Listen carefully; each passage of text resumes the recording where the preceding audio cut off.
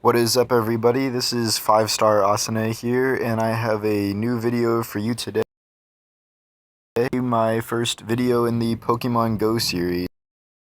It came out 48 hours ago, and I am absolutely loving this game right now. This was like my entire childhood, thinking that, if Pokemon could be in like the real world, that would be the coolest thing. And now it's here, like free app on your phone. If you do not have this game already, and assuming you're in the United States, go ahead and get this game. So, what I'm going to be talking about initially is a little bit about the basics because the developers of this game did not give a tutorial at all, and I really felt lost until I went and found some things online and watched a few streamers on Twitch explaining some things because, it's not like your average Pokemon game where you can just figure stuff out. So, let's go ahead and take a look at my Pokemon to start off with. So these are the ones I have so far. My best one here is Flareon. So the first thing I want to talk about is CP, because that's how your Pokemon are going to be measured in this game. And CP stands for Combat Power. That's how strong they are. And you see that little bar at the top? That's going to show how much is your maximum CP for the level that you're at. So mine's at 477 right now, so I'm guessing 600-ish, 650 is going to be the max for my level. And then as you increase in level, you can become higher up in you can have higher CP. And each oh my gosh, each Pokemon has its own special moves. So the first move at the top is Ember, and when you do your gym battle, each attack you do, which I'll get into gym battles in a minute, each attack you do is going to do Ember, which is approximately 10% of the damage. And then you have Heat Wave, which is the special ability, which is going to do 60. And I'll get into gym battles again in a second, but you want to power up so that you can use your wave, your second move. So I'm actually not at the top of this tier right now because I haven't been able to go out the last 2-3 days and start going around and exploring and catching some really high level stuff that I've seen some people already have crazy strong Pokemon. But I do have a gym. It's at a Tijuana Flats. I can't show you because it's not near my house right now. But I'm going to be going after some of the ones near my house soon. So you can see I'm on Team Yellow. This is my little thing at the top that shows that I'm a gym leader. And some of the other ones that I'm working on are this Pidgeotto, because once you evolve them, I need 3 more Pidgeotto. They really increase in combat power. Like this Raticate here, who's already Eradicate, evolved from a Rattata, so he's not going to gain that much more combat power. Because the Rattata wasn't that strong before I evolved him. And this Bulbasaur I actually found a few hours ago, and I was really excited about it because it's a 195, which is really strong, and the Charmander I started with is only at 52. I haven't found another Charmander since, and then I found a Squirtle, and then I also have Pikachu. So I have some cool stuff. They're not the strongest yet, but I'm going to be getting them up there. And this Parasect I'm working on as well. I don't know how much I want to invest in him because it wasn't the strongest Paras, but the Solar Beam is really good. It's a 65 power move, which is really rare. Alright, so now that I've explained a little bit about how you're going to be ranking your Pokemon, I'm going to explain another aspect. So I'll go to this Bellsprout. Now you have 2 options here. You have Power Up and Evolve. Now, Power Up is going to increase your base hit points, your HP, and it's also going to increase your combat power. However, it's going to take your Bellsprout candies away. And the main goal that you want is to not power up. You don't want to spend that Stardust in your Bellsprout candy until you evolve your Pokemon. And one of the debates that's been going on over the last 2 or 3 days is, should I power up first or should I evolve first? Because it's really clear that for 99% of Pokemon, I think except for like Caterpie when it goes into the Kakuna or the Metapod stage, and the Weedle when it goes into the Kakuna stage, your Pokemon gain a lot of combat power when you evolve them.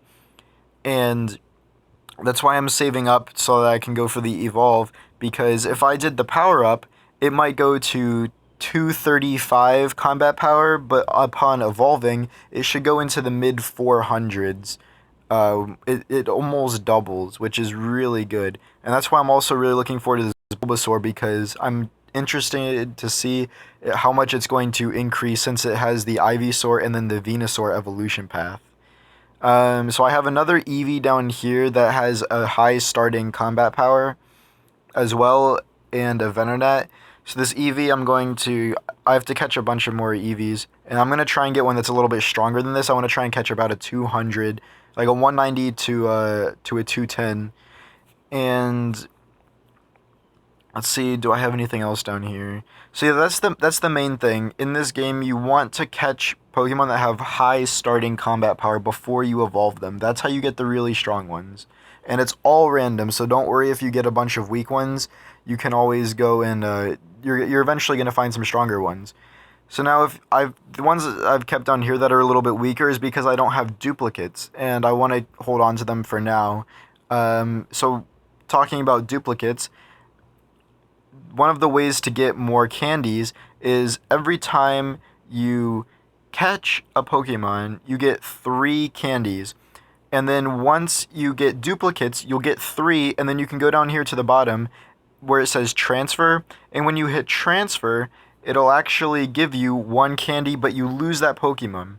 It goes back to the wild. So you don't want to transfer your high-end one. So I don't want to transfer my 230 Pidgeotto. If I keep catching Pidgeys, then I'll transfer the Pidgeys, and everything in the evolutionary path counts as a Pidgey. So even though it's a Pidgeotto, it still uses Pidgey candy. So you want to, once you catch the ones that are weaker, then you want to transfer those ones so that you can evolve your stronger ones. So now I'm going to go over to the eggs really quick. The eggs, you have to actually move yourself. You can't just sit there. You have to move yourself, and it's going to track it while you have your game open and you're walking around exploring, looking for different Pokemon. So this one over here is a 10-kilometer egg, which is apparently a really rare one. The 2 kilometers are common, the 5 kilometers are uncommon, and the 10 are rare. And how you get eggs are you go to places like this, you know, your little Poke stores. If you don't know how to use it, you have to spin it, and it gives you different stuff once you spin it, and there's a chance it's not close enough to actually go ahead and use those right now. But that's how you get Pokeballs, potions, eggs. Also, when you level up, you get items as well. So I don't really have anything interesting near me at the moment because I'm sitting in my house, so I can do this video for you. Yeah. So I'm going to talk about gyms now. So as you can see from here, my Flareon it has a little, this is just the star, so I can keep it favorited. That's, I guess, a way to keep your duplicates, so that you know like which is the one you want to keep and which are the ones you want to sell. But this little yellow symbol here shows that it is defending a gym. So when you take a gym, you have to leave a Pokemon there to defend it. Let's see how the servers are doing. Okay, so this is a gym that I would go and I would attack so that I could take it over. And these ones have relatively low combat power, so over the next few days, depending on how much time I have, these ones are going to be on my target list because I can easily take these out with a 106 Oddish and then a 122 Bellsprout. However, I cannot use Flareon because Flareon is defending my gym. So it's an awkward balance you have to pick because you have to decide, do I want to have my strong Pokemon with me so I can take over a gym, or do I want to defend the gym that I've just taken by leaving my strongest one there? So that's what I opted for because I took it from a blue player. You cannot take a gym from a yellow player, so it was in the possession of a yellow player. I saw a blue player take it, and then I decided to go and take it back for the yellow team, but made myself the gym leader.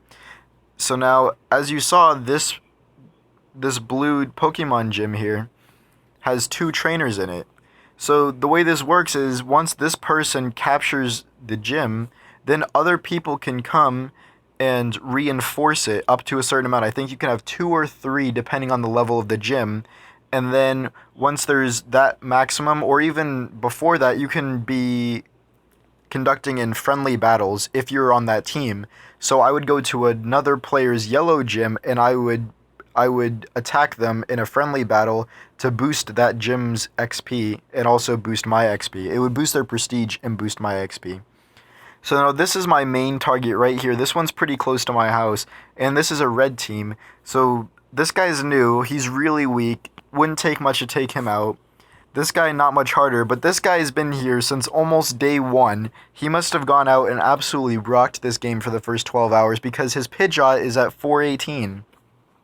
And I cannot use my 477 Flareon because it's defending, so I have to build up another unit so I can go and attack this gym.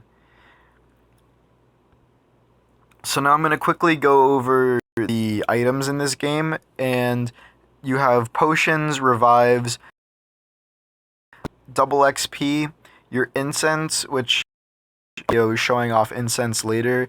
You can be still, so if you're at your house, it's raining, or if you're at work in your office, and you can't go and walk around, you can use your incense, and you'll capture anywhere from about 4 to 6 Pokemon per hour. Well, you'll have the opportunity to capture. They'll actually come to you. But these are very limited, and if you do not spend money, real money, to buy them in the game, then you can't use them. Pokeballs, these are where you'll get from those little blue symbols on the map. You have to spin the coin, and you'll get 3 to 4 Pokeballs, maybe an egg, maybe some other items. The lure module I've actually just gotten for upgrading to level 8, I think. And this will attract, so the incense attracts wild Pokemon to you, but the lure module will attract it to whatever blue Pokestop you're at. So if other people, even though you can't see them on your map, go to that same Pokestop, it'll increase the rate. So you can get a bunch of your friends, go to a Pokestop somewhere.